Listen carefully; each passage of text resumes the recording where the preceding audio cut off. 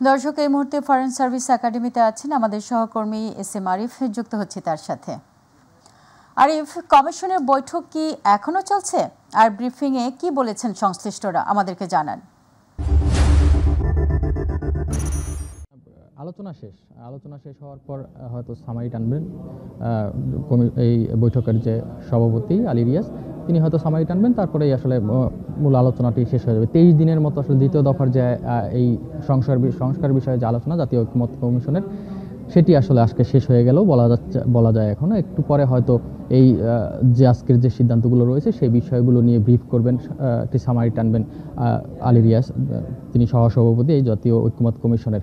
আপনি দেখেছেন যে কিছুক্ষণ আগে আমরা দেখেছি যে এই যে আলোচনা, এই আলোচনার মধ্যে সংবিধানের যে মূলনীতির আলোচনা যখন শুরু হয়, তখন কিন্তু আসলে 4টি যে বামপন্থী দল সিপিবি সহ সেই 4টি দল এই আলোচনা বয়কট করে এবং তারা কিন্তু বয়কট করে এসে সাংবাদিকদের সাথে কথা বলেছেন। তারা বলেছেন যে মূলনীতির বিষয়ে তারা আগে থেকেই এই মূলনীতির কথাগুলো যখন আলোচনা আসছিল তখন থেকে তারা জানিয়ে আসছিলেন যে 4টি মূলনীতি বিদ্যমান রয়েছে সংবিধানে, সেটির সাথে যদি এই 5টি মূলনীতি যোগ করা হয় তাহলে হয়তো তারা এই সিদ্ধান্তে রাজি আছে। তবে সেটি যেহেতু কমিশনের যে প্রস্তাব এই মূলনীতির বিষয়ে, সেই প্রস্তাবটি ছিল এরকম যে আগের মূলনীতিগুলো থাকবে কি থাকবে না সেটি কমিশনের বিষয় নেই, এই 5টি মূলনীতি যোগ করা হবে, সেটি আসলে প্রস্তাবটা দেওয়া হয়েছে। তবে এই বিষয়ে আসলে ওয়ার্কআউট করেই কিন্তু 4টি দল, বামপন্থী দল, তারা ওয়ার্কআউট করে চলে এসেছে এবং তারা বলেছেন যে তারা আসলে এই যে জাতীয় ঐকমত্য কমিশনের যে জাতীয় সনদ তৈরি করবে, সেই সনদে আসলে এখন স্বাক্ষর করবেন কিনা এই বিষয়েও তারা আসলে সন্দিহান, তারা আসলে সেটি জানাতে পারেন না এবং তারা বলছেন যে এটা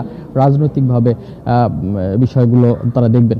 তো এই ছিল একটি অংশ। তবে আজকের দিনে কিন্তু আজকে 7টি বিষয় নিয়ে আলোচনা হয়েছে। সেই 7টি বিষয় নিয়ে আলোচনার মধ্যে গুরুত্বপূর্ণ কয়েকটি বিষয় ছিল। তার মধ্যে ছিল কিন্তু রাষ্ট্রপতির নির্বাচন, রাষ্ট্রপতির ক্ষমতা, তত্ত্বাবধায়ক সরকার এই বিষয়টি নিয়েও আসলে আজকে একটি সিদ্ধান্ত এসেছে। কমিশন যেটি জানিয়েছে যে তারা যে প্রস্তাব করেছে সেই প্রস্তাবের নোট অফ ডিসেন্ট দিয়ে, অনেক দলের ডিসেন্ট আছেন, সেই দলগুলোর ডিসেন্ট নিয়েই কিন্তু আসলে রাষ্ট্রপতি, তত্ত্বাবধায়ক সরকার যে প্রধান তিনি হবেন, সেটি আসলে সিদ্ধান্ত নেওয়া হয়েছে। রাষ্ট্রপতি নির্বাচন নিয়েও একটি সিদ্ধান্ত হয়েছে, সেটি হয়েছে 2 কক্ষের যে ভোট, ব্যালটের ভোট, গোপন ভোটের মাধ্যমে রাষ্ট্রপতি নির্বাচন হবে এবং রাষ্ট্রপতি ক্ষমতা নিয়েও আলোচনা হয়েছে। তো আসলে আরও কি আলোচনা হয়েছে বা সিদ্ধান্ত হয়েছে সেটি আসলে একটু পরে ব্রিফ করবেন, সেখান থেকে আমরা আসলে আপনার মাধ্যমে জানিয়ে দিতে পারবো। তো এই ছিল আসলে আমার কাছে সর্বশেষ।